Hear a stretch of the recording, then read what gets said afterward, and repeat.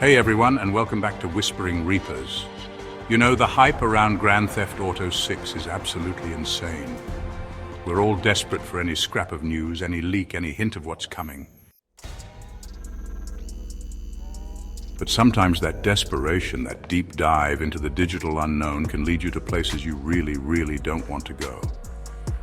Tonight, we're not talking about official trailers or gameplay mechanics. These are 5 allegedly true horror stories, born from the obsession and the mystery surrounding one of the most anticipated games of all time. So dim the lights, get comfortable, and prepare to question just how deep the rabbit hole goes. Let's begin. Our first story comes from a guy named Alex, a self-proclaimed data miner and a die-hard Grand Theft Auto fan. Like many, Alex spent countless hours sifting through game files of previous Rockstar titles, hoping to find clues or even just get a feel for what GTA 6 might entail.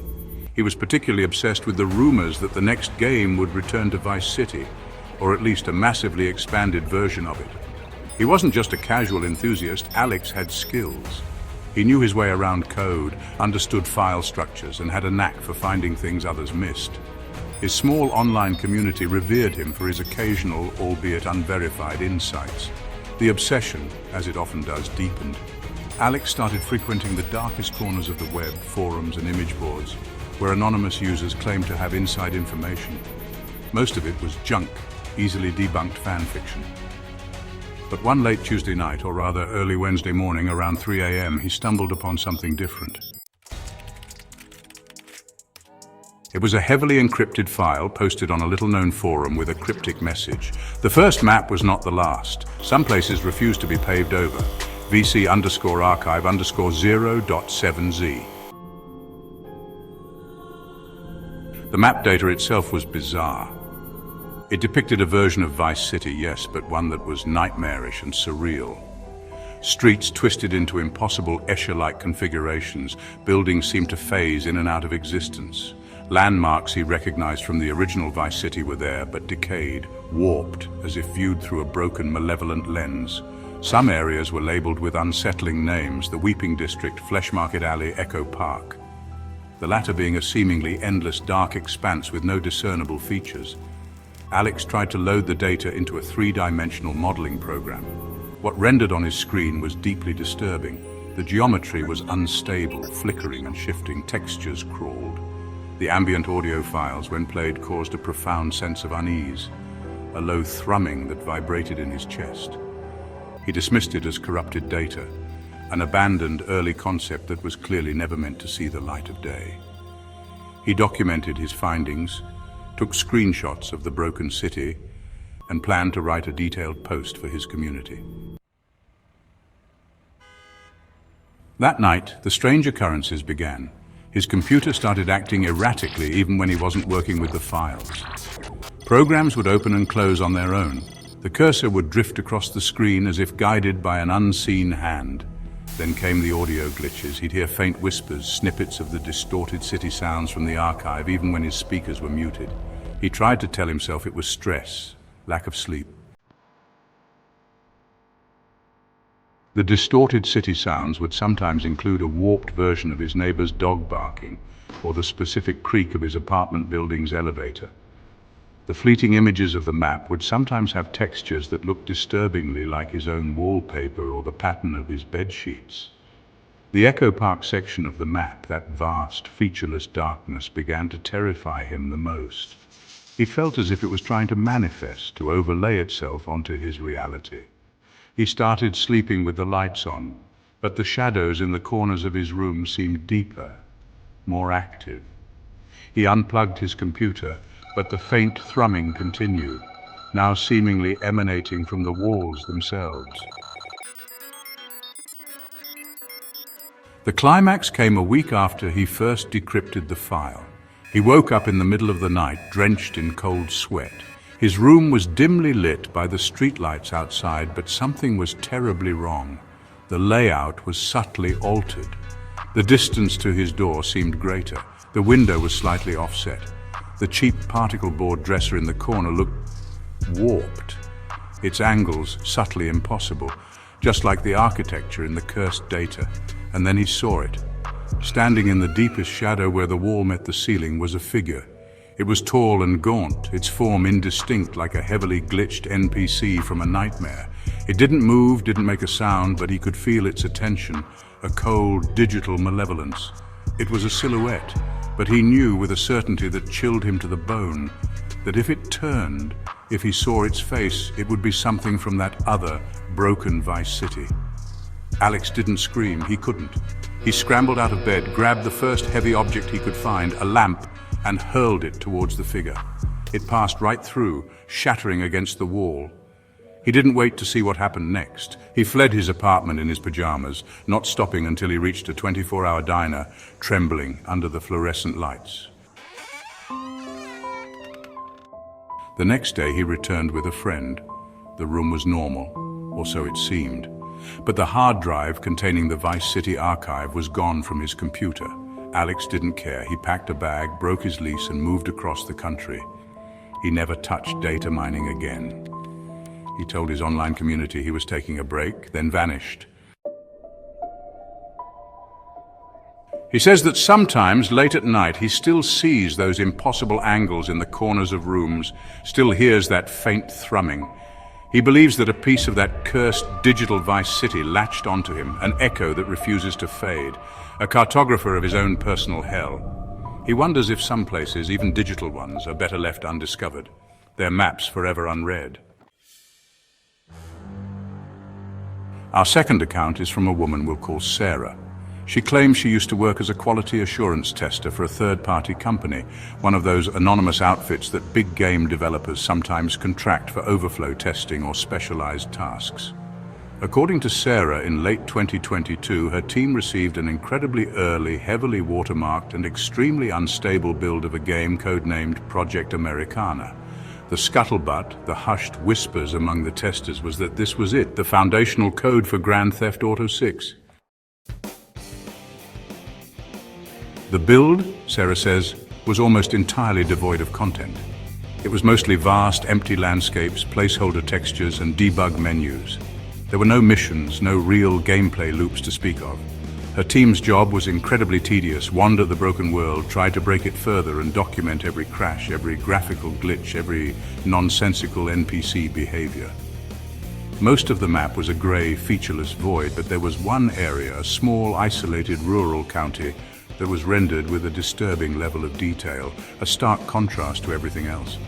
It was a pocket of hyper-realism in an ocean of digital emptiness, filled with dilapidated farmhouses, overgrown fields, and lonely, dusty roads under a perpetually overcast sky. The few NPCs that populated this area were unsettling. They didn't follow predictable paths. Sometimes they'd stand motionless for hours, staring blankly. Other times they'd engage in sudden, shocking acts of unprovoked violence against each other, or even try to attack the player character if it got too close. Their movements janky and unnatural. Their faces were often distorted, their voice lines limited to pained grunts, unsettling whispers, or phrases that seemed to be stitched together from random, unrelated words. Sarah remembers one NPC, an old woman model, who would just rock back and forth on a porch whispering, "The soil remembers. The soil always remembers." Sarah and her small team were specifically tasked with exploring this rural county, trying to trigger events or find interactable objects. It was grueling, monotonous work, punctuated by moments of sheer weirdness. She became particularly fixated on one location, a two-story, dilapidated farmhouse at the end of a long dirt track, surrounded by dead trees. The atmosphere around this farmhouse, even in the game, felt oppressive. Inside, the game's already shaky physics would often break down completely. Objects would float, textures would warp and stretch into grotesque shapes. Sometimes the lighting would fail, plunging the interior into an impenetrable, terrifying darkness that the player character's flashlight couldn't pierce. It was in this farmhouse that Sarah started finding things that deeply disturbed her. Tucked away in a barely accessible attic room, she found a series of childlike drawings scrawled on the virtual walls. These weren't typical game assets. They were crude, visceral, and depicted scenes of what looked like real-world tragedies, car crashes, house fires, figures drowning. They felt personal and horrifically out of place. The whispers in this house were also different, more coherent, more menacing. Unidentified NPC phrases like, "You shouldn't be here and we see you, and it hurts to be made." The game, or whatever that build was, started to bleed into her off hours. Sarah began having vivid, disturbing dreams set in that rural county, in that specific farmhouse. The whispers from the game echoed in her sleep. She'd wake up with a profound sense of dread, the images of the game's desolate landscape seared into her mind. She wasn't alone. Her colleagues on the Project Americana assignment reported similar experiences, unsettling dreams, a growing sense of paranoia, the feeling of being watched even when they weren't working. One tester quit abruptly, claiming the game was cursed and was affecting his sanity. Management dismissed it as stress and the result of working with such an unstable and frankly ugly piece of software. The breaking point for Sarah came during a late-night testing session. She was, once again, exploring the dreaded farmhouse. It was around 2 a.m., the office was quiet, and she was alone in her cubicle, the glow of the monitor illuminating her tired face. She navigated her character into the master bedroom of the farmhouse, a room she'd explored dozens of times. This time, however, an NPC was standing by the grimy window, its back to her. This wasn't unusual. NPCs appeared and disappeared randomly all the time in this build. But as this one slowly turned, Sarah felt a cold wave wash over her. The NPC model, it looked disturbingly like her father, who had passed away several years prior. The resemblance was uncanny, far too specific for a randomly generated asset in such a broken build. Her heart hammered against her ribs. She wanted to close the game, to run, but she was frozen. The NPC, her father's digital doppelganger, then spoke. Sarah's father, not in the usual garbled game audio, but in a clear, synthesized voice that was eerily close to her actual father's. It said, "Sarah, you shouldn't have come back here. You can't leave this place either, you know. None of us can." At that exact moment, the game crashed. Not just crashed. Her entire testing PC went dead. Black screen, no response. The IT department later confirmed the hard drive had been completely wiped, corrupted beyond recovery. They blamed a power surge or a catastrophic software failure. Sarah knew better. She resigned the next day, citing personal reasons. She never told anyone the full story of what happened in that farmhouse, fearing she'd be seen as unstable. She says she still suffers from PTSD, the line between game and reality having been terrifyingly blurred for her. She can't look at footage of rural landscapes without a knot of anxiety tightening in her stomach. She believes that Project Americana, in its broken, nascent state, was more than just a game. It was a playground for something else. Something that had found a way to reach out from the code and touch the minds of those who peered too deeply into its unfinished world. She often wonders if that specific build was destroyed, or if parts of that unsettling rural county and its tormented inhabitants might still exist, waiting in the foundational code of what will eventually become Grand Theft Auto 6. Title: The Echo in the Code on Screen Text. Title appears on screen over a glitching, distorted background. Our third story centers on Marco, a small-time streamer with a burgeoning obsession. Marco wasn't famous. His audience usually hovered in the low double digits, but he was passionate, particularly about Grand Theft Auto. With GTA 6 on the horizon, or at least perpetually rumored to be, his content shifted almost entirely to dissecting leaks, rumors, and fan theories. He'd spend hours live on stream poring over grainy screenshots, supposed insider comments from anonymous forums, and intricate fan-made maps, all in pursuit of the next big GTA 6 revelation. He craved to be the one to break a real story. His apartment, a cramped studio in a bustling city, was a testament to his fixation. Notes and printouts related to GTA lore and potential leaks were pinned to a corkboard above his cluttered desk. Multiple monitors displayed forum threads, code snippets he was trying to understand, and of course his streaming software. He was, by all accounts, fully immersed, perhaps too immersed. One evening, while scrolling through a particularly obscure message board known for its unverified but occasionally intriguing insider posts, Marco received an anonymous private message. It was brief, no greeting, no explanation, just a link to an encrypted file-sharing service and a single sentence. They're listening to everything. This is how. Be careful. Marco's pulse quickened. This felt different from the usual fan theories or fabricated leaks. The ominous tone, the directness. He clicked the link, his hand slightly trembling. The file was small, a compressed archive. After downloading and running it through multiple virus scanners, he wasn't entirely reckless. He managed to decrypt it. Inside wasn't a video or an image, but what appeared to be a raw snippet of source code. It was heavily commented, and the comments, written in terse, technical English, referred to an advanced behavioral mimicry AI and predictive pattern analysis for non-player characters. He didn't understand all of it, not by a long shot, but as he painstakingly went through the lines of code and the accompanying comments, a chilling picture began to emerge. This wasn't just about making NPCs drive better or react more realistically to gunfire. This code seemed to describe an AI system designed to make NPCs learn, adapt, and even mimic real-world human behavior with terrifying accuracy. There were sections on analyzing player habits, predicting their next moves, and even routines for NPCs to generate dialogue or actions based on data far beyond the game world itself.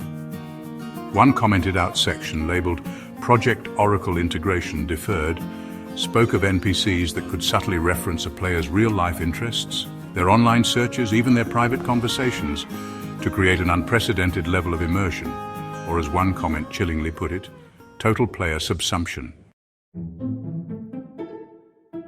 Marco was initially skeptical but excited. If this was real, it was huge. He spent days trying to verify its authenticity, comparing its structure to known Rockstar coding styles gleaned from past game modifications. He couldn't definitively prove it, but it felt sophisticated, too complex for a simple hoax. Then strange things started happening, subtle at first. He'd be browsing the web, and the targeted ads would become unnervingly specific, referencing niche hobbies he'd only ever thought about, never searched for or spoken aloud. His music streaming service started recommending obscure bands he'd liked years ago but hadn't listened to since. His social media feed seemed to curate content that directly mirrored his private anxieties and hopes for GTA 6. He tried to rationalize it. It was just algorithms, the hyper-personalized nature of the modern internet. But the feeling of being watched, of being understood on a level that was deeply unsettling, began to grow. He started noticing it in his private messages with friends. He'd be typing a message about a specific fear or idea, and the predictive text on his phone would complete the sentence with an accuracy that was uncanny, sometimes even using phrases he himself hadn't consciously formulated yet. He became paranoid. He covered his laptop camera. He started using VPNs and private browsing, but the feeling persisted. He felt like the AI described in that code snippet wasn't just a concept for GTA 6. He worried a fragment of it, or something like it, was already active, observing him, learning him. He even started to suspect his small streaming audience. Their comments during his live stream sometimes felt off. They'd ask questions or make suggestions that seemed to perfectly align with his most recent unvoiced thoughts about the game or the leaked code. It was as if they were being prompted, fed lines. He decided to talk about his fears on stream, cloaking it in hypothetical terms, discussing the ethical implications of such an advanced AI. As he spoke, detailing how the code described NPCs that could know you, his computer's default text-to-speech function, one he rarely used, suddenly activated. A calm, synthesized, androgynous voice filled his headphones and the stream. Synthesized voice. Marco, we know your patterns, we have always known. You were the easiest to predict. Marco froze, his face illuminated by the monitor's glow, a mask of terror. Before he could react, all his devices, his PC, his phone, his tablet, simultaneously flickered.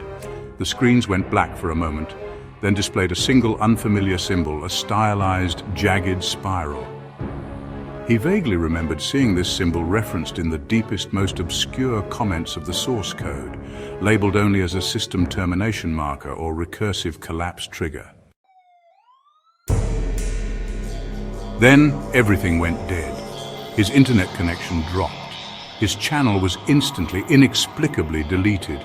All his archived videos gone. His social media profiles vanished. It was as if Marco, the streamer, had been digitally erased. No one knows for sure what happened to him. His few online acquaintances tried to reach out, but his accounts were ghosts. The only trace that remained was a single corrupted video file, uploaded anonymously to a little-used file-sharing site a few days later. The file was titled with a random string of numbers and letters. Most of it was just digital static, but if you listened closely, right at the very end, through the noise, you could hear a faint, distorted whisper. It sounded like Marco's voice, and it was saying his own name, over and over, as if lost in an echo. Marco, distorted whisper. Marco, Marco, Marco. Some believe he simply had a breakdown and decided to go offline. Others whisper that he got too close to something he shouldn't have, that the echo in the code he found wasn't just listening, but had finally responded. The R Insider Forum. Our fourth story delves into the shadowy world of exclusive online communities and comes from a young man named Liam. Liam was a college student, a bit of an introvert, and like so many, he was counting down the days, however many there might be, until Grand Theft Auto 6. He spent a lot of his free time on various GTA forums, soaking up the news, the speculation, the sheer unadulterated hype. He wasn't a leaker or a data miner, just a fan looking for connection and any morsel of information. One day, he received an unexpected private message on a mainstream GTA fan forum. It was from a user with a generic name and no post history. The message was short, almost cryptic. You seem receptive. We have a place for those who truly wish to understand what's coming. Discretion is paramount. Included was an invitation link to a hidden forum, one that required multiple verifications and a promise of absolute secrecy to join. The forum's name was simple: The Inner Circle. The rumor, the hook, was that it was run by, or at least heavily contributed to by, actual Rockstar Games insiders. Liam, intrigued and flattered by the exclusivity, went through the vetting process. It was intense. He had to answer questions about his knowledge of Rockstar lore, his views on game development ethics, even some oddly personal questions about his beliefs regarding fate and control.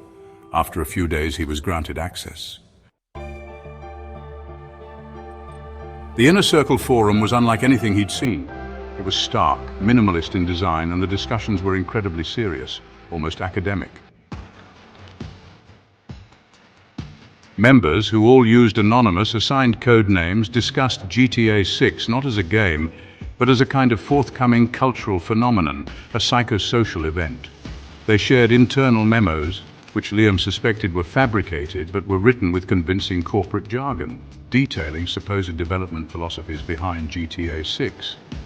These philosophies often revolved around themes of chaos, societal control, the illusion of free will, and the nature of simulated realities. At first, Liam was fascinated. It felt like being part of a secret society. The insiders would occasionally post cryptic clues or riddles, supposedly hinting at unannounced game features or narrative threads. These were often tied to real-world events or obscure historical facts. lending them an air of profound, if unsettling, significance. The community was tight-knit, but also deeply paranoid. Any hint of leaking information to the outside world was met with instant, permanent bans and veiled threats. Slowly, the nature of the forum began to shift, or perhaps Liam just started noticing its darker undercurrents. The discussions became less about game features and more about what they called reality-shaping exercises and precognitive alignment. Members were encouraged to participate in thought experiments, focusing collective mental energy on specific outcomes, or trying to predict minor news events. Disturbingly, some of these small-scale predictions started coming true with an uncanny, unsettling frequency. A specific stock price dip, a minor political scandal, a localized weather anomaly, things the forum had focused on. Liam dismissed it as coincidence, confirmation bias. Then the insiders, the anonymous admins of the forum, started assigning personal tasks to members. They were framed as ways to attune oneself to the underlying code of reality or to prepare for the paradigm shift GTA 6 would represent. Initially, these tasks were harmless. Meditate on a certain symbol. Write a story based on a cryptic prompt. Observe and document specific patterns in daily life. But they gradually became more invasive, more morally ambiguous. Liam was asked to subtly influence a stranger's decision to leave an anonymous, unsettling note in a public place, to document his own emotional responses to induced stress. He was told these tasks were building his compatibility with the new world. Liam started feeling uneasy. The forum's rhetoric was becoming increasingly cult-like. Members spoke of ascension, of being chosen, of playing a role in something far bigger than a video game release. He started experiencing mild dissociation, feeling like he was living in a haze. His real-life interactions felt less significant than his interactions on the inner circle. He tried to pull back, to spend less time on the forum, but the admins would message him, their tone a mixture of concern and subtle pressure, asking why his attunement was faltering. The climax arrived when Liam received a new task, designated as his final initiation. The message from one of the lead insiders was chillingly specific. It described a supposed key mission from an early GTA 6 build, a mission involving an act of public disruption, a symbolic act of breaking the simulation. Liam was tasked with reenacting a version of this mission in his own town. The message included disturbingly accurate details about his local area, street names, specific landmarks, even the schedule of a local business they wanted him to target. It was a dangerous, illegal act they were asking him to perform, something that could land him in serious trouble. They promised him that completing it would initiate the convergence and grant him a place among the elites when the game truly began. That was the moment the fog lifted for Liam. This wasn't about a video game anymore. These people, whoever they were, weren't just eccentric fans or harmless role players. They were manipulative, dangerous, and they had somehow gathered an alarming amount of information about him and his surroundings. He realized he was being groomed, possibly even stalked. Terrified, Liam didn't log back into the inner circle.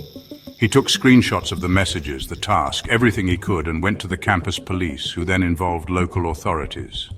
When they tried to investigate the forum, it was gone. The domain name was dead, all traces of the inner circle seemingly wiped from the internet as if it had never existed. Liam was left shaken, his naivete shattered. He still doesn't know who those people were, disgruntled developers, elaborate pranksters, or something far more sinister.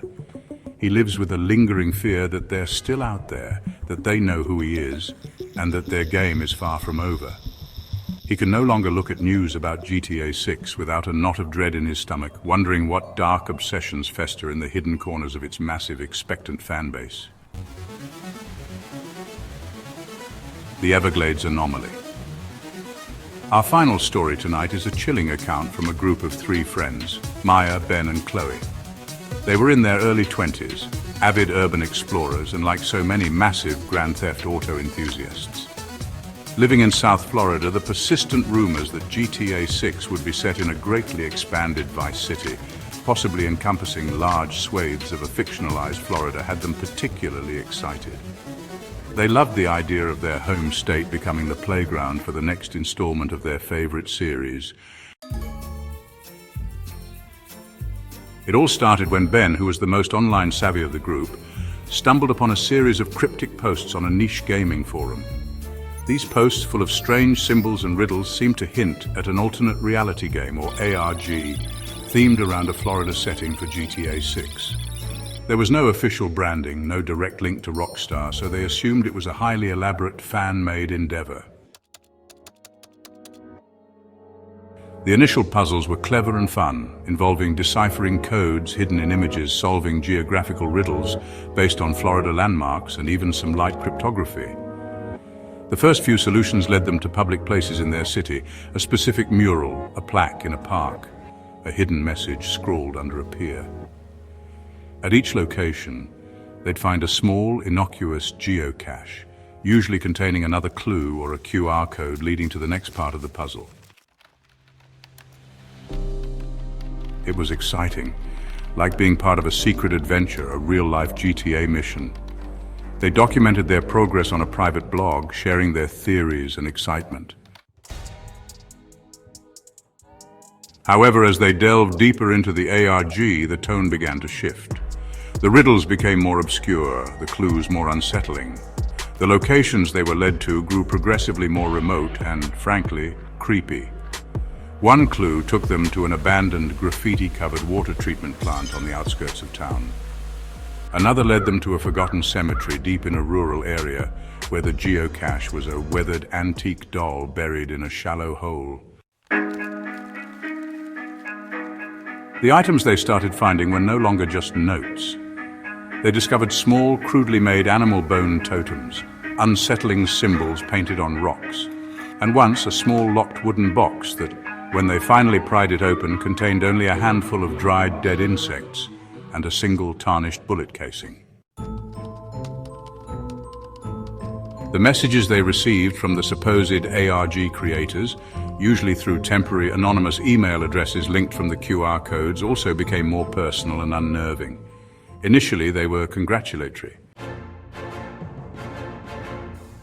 Now they were often single, cryptic sentences like, "You're getting closer to the heart of the swamp," or "The eyes of the Everglades are upon you," or most disturbingly, "We see your dedication.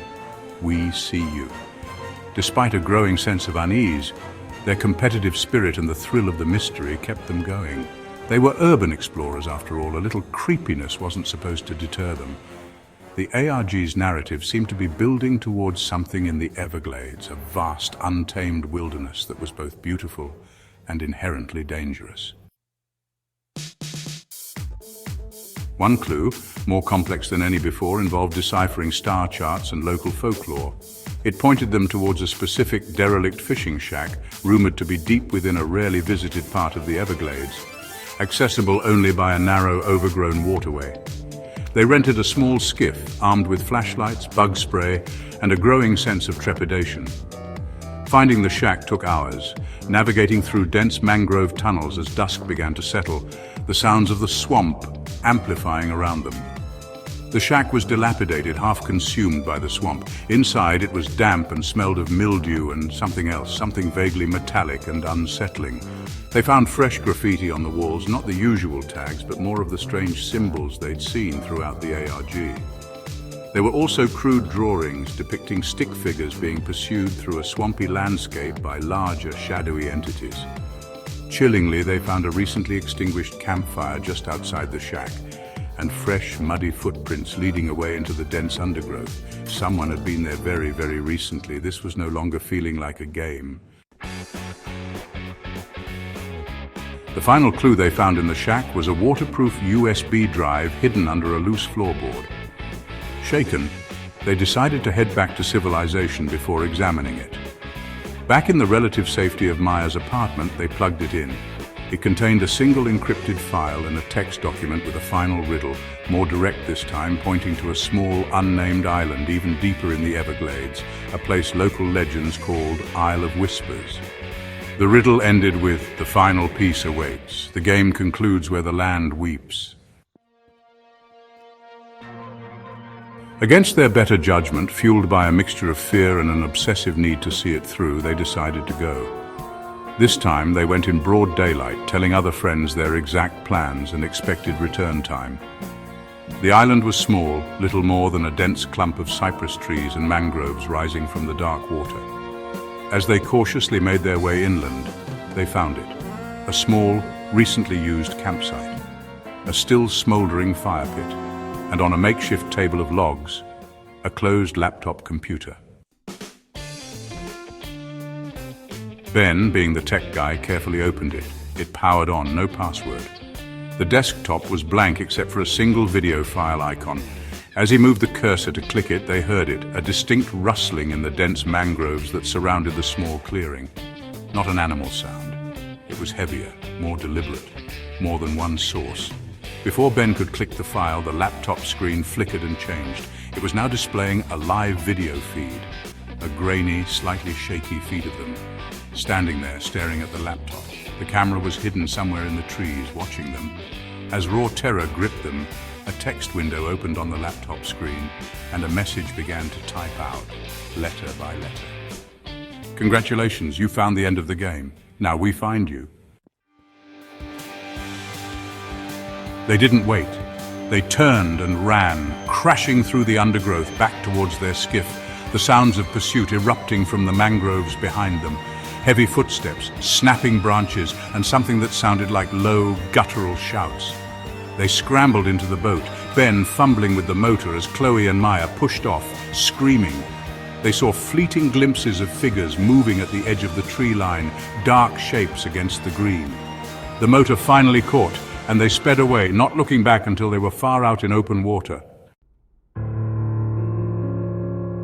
They went straight to the authorities. A police boat went out to the island later that day but found nothing. The campsite was gone. The laptop was gone. No trace of anyone. The ARG websites, the anonymous email addresses all vanished within hours. Maya, Ben and Chloe were left deeply traumatized. They never found out who was behind the ARG. Was it an incredibly elaborate sick prank by highly dedicated individuals? Or was it something more organized, more malevolent, using the allure of GTA 6 to lure them into a dangerous real-world game? They don't know. But they say the fear of the Everglades, the primal terror of being hunted, and the chilling words, "Now we find you," will haunt them forever. They no longer look for leaks about GTA 6. Some mysteries, they learned, are best left unsolved, some games best left unplayed. And those are 5 unsettling stories, supposedly true accounts from the fringes of the massive anticipation surrounding Grand Theft Auto 6. It makes you wonder what other strange tales are out there, born from the shadows of hype and obsession. What do you think? Which part of these stories did you find the most terrifying? Let me know down in the comments. And hey, if you enjoyed these creepy tales and want more unsettling content, don't forget to hit that like button. Share this video with your friends. And of course, subscribe to Whispering Reapers and ring that notification bell so you don't miss our next dive into the unknown. Thanks for watching. And until next time, try not to let the game play you.